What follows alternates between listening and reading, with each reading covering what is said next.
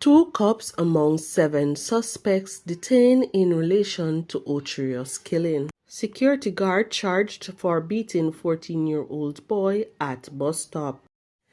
2 members of the Jamaica Constabulary Force and 5 civilians have been taken into custody in connection with the fatal shooting of a man at a mother's fast food restaurant on Main Street in Ocherios on Saturday.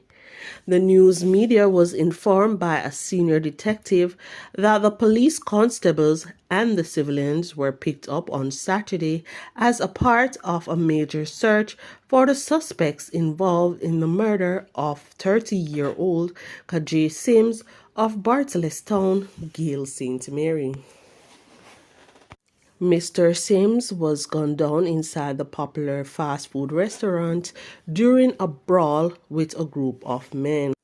It was reported that about 2 a.m. Saturday, Mr. Sims and friends of his went inside the mother's restaurant outlet and were waiting in line to place their orders when an argument developed between him and another group of men. The altercation got physical, arising from which one of the men ran outside to a vehicle and returned with a firearm. He shot Mr. Sims, the bullet entering his chest. The gunman and his friends escaped in a white Toyota Axio motor car. The wounded man was transported to hospital where he died while undergoing treatment. Eyewitnesses reportedly captured the registration plate of the vehicle to assist the cop in identifying the suspects. A 42-year-old security guard has been charged for assaulting a 14-year-old boy while the two were at a bus stop in Pembroke Hall, St. Andrew.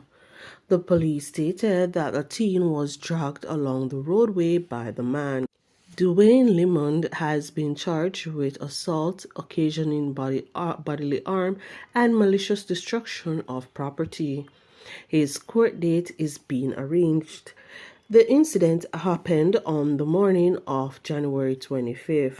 It is reported that about 10:45 a.m., a boy was standing at a bus stop when he was approached by a Limon who collared him and started hitting him in the face, according to police.